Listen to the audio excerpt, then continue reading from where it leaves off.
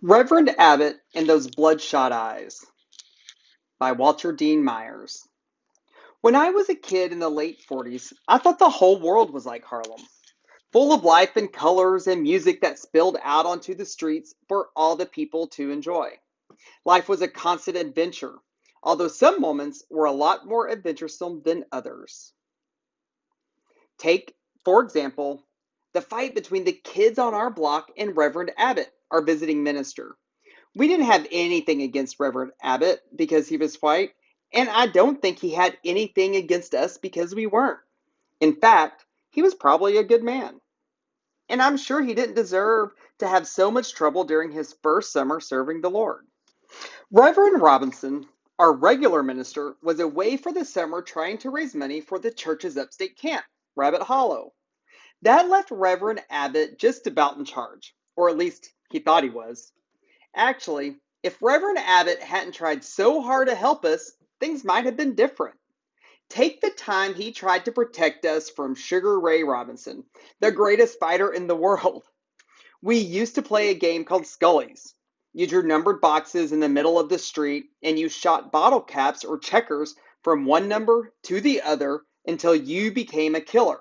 And then you knocked out all the other bottle caps.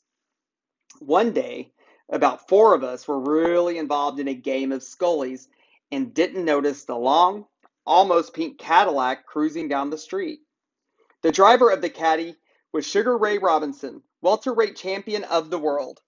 In those days, a lot of athletes either lived in or hung out in Harlem. Sugar Ray would often come around and play with the kids, the same way that Willie Mays, the baseball all-star, did when he came to New York. Okay, so Sugar Ray yelled at us, asking why we were blocking his car.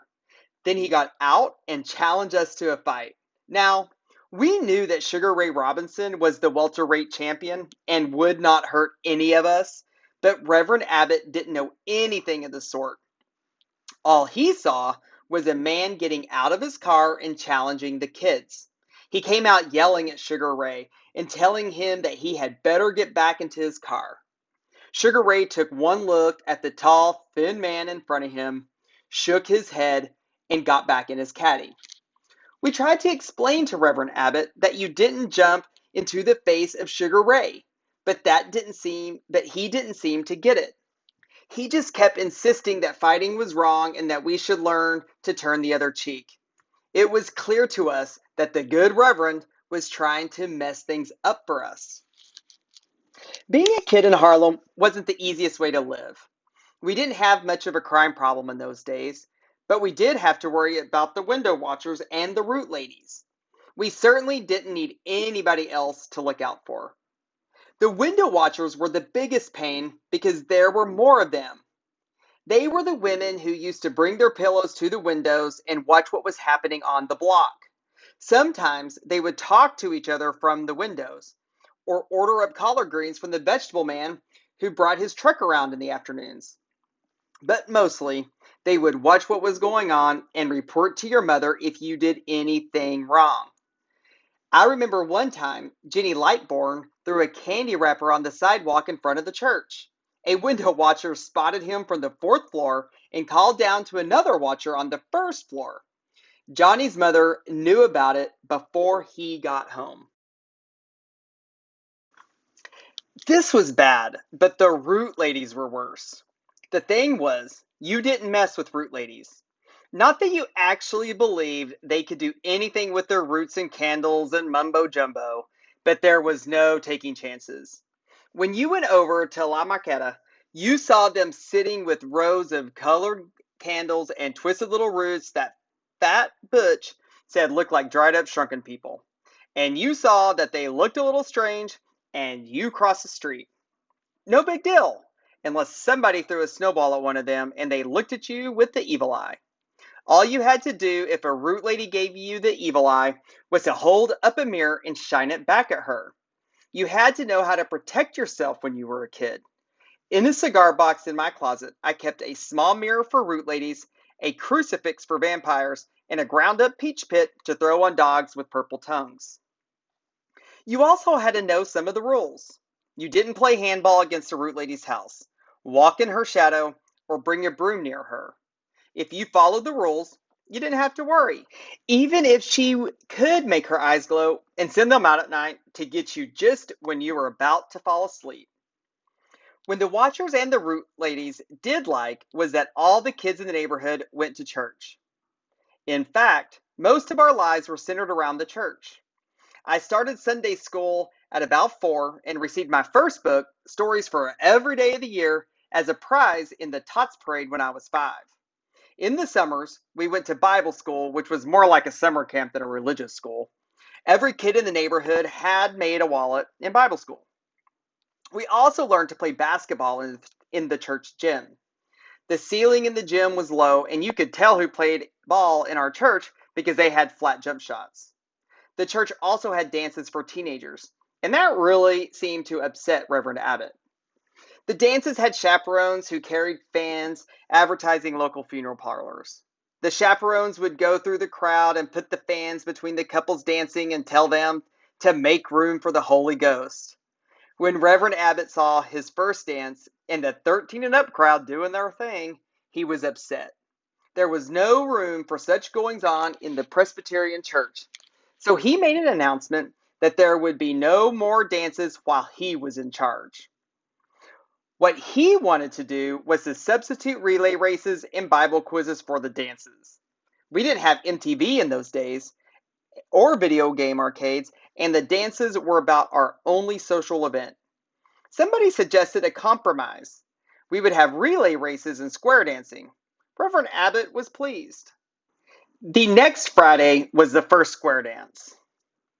The chaperone stayed on the small stage and looked on approvingly. Then Reverend Abbott went to his study and somebody put on a mambo record.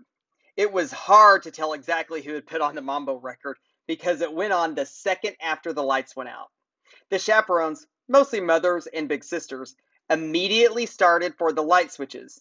They weren't that upset, but when Reverend Abbott opened the door and saw a host of healthy young bodies swing into a frantic Latin beat in the entire dimness of the red emergency lights, he was beside himself. The names of all the teenagers present were taken and their parents were notified the next morning by a committee of church ladies. Okay, so Reverend Abbott wanted a fight. We decided to give him one. We had had young ministers like Reverend Abbott before. They would work for a few months in the church, then go on to another area, or if they were lucky, to their own church. We found out that Reverend Abbott was scheduled to give his first sermon on the Sunday after breaking up our dance. We also found out that there was going to be an important funeral in the church later that same day. Sam Johnson, the numbers man and barbecue king of 8th Avenue, had died. Mr. Johnson was famous for his girth, his gold tooth, his promptness in paying off when you hit the number, and his barbecue sauce. It was rumored that his funeral would be attended by every big-time gangster in Harlem. There would even be, the story went, some Italian gangsters from East Harlem coming over. So Reverend Abbott was going to have not one, but 2 chances to show his stuff. He would give the morning sermon at 9:30 and then conduct the funeral at 12 o'clock. He wanted to get them both right. Several sisters said that whenever they passed the minister's study, he was either sweating over his message or down on his knees praying. It was to be his big day. It was going to be our big day too. The kids were divided into 2 groups, the littles, of which I was one, and the teenagers. It was the teenagers who come up with the plan to undermine Reverend Abbott, but the littles were part of the plot. Sunday school started in our church at 8 o'clock and was over at 8:45. At 9:15, the recorded caroling bells would start, calling all the worshipers to Sunday morning service. At 9 o'clock, Reverend Abbott was in his study making last-minute changes to his sermon. Girls with ribbons on their braids and Vaseline rubbed into their faces and knees were out in front of the church. Some of the boys were planning to go to the West End Theater, which was showing 3 features and a serial. But some of the littles knew what was going to happen. And one of them had already sneaked upstairs and found out that it was Miss Davis who was going to put on the record that would summon everyone to church. Her favorite hymn was What a Friend We Have in Jesus, and its version of Recorded Bells sounded very nice. The little who discovered Miss Davis in the sound room went out and relayed the message to the big kids. At 3 minutes to 9, the telephone on the first floor rang. There was a breathless voice on the wire, an urgent message for Miss Davis. Miss Davis was a pillar of the church, a tall woman with broad shoulders, a wide, dark face, and eyes that turned up ever so slightly. She had been one of its earliest members. Now she was being called downstairs with the word emergency ringing in her ears. Emergencies in those days did not mean that your cat was in a tree or your car had a flat. An emergency in Harlem meant one of two things, either a death in the family or a fire. Miss Davis rushed from the sound room, grasping the railings heavily as she made her way down the stairs toward the first floor telephone. The sound of her feet on the steps could be heard all the way down the hall. Much to her surprise, there was no one on the phone when she answered it. The sneakers on the teenager who ran into the sound room could hardly be heard.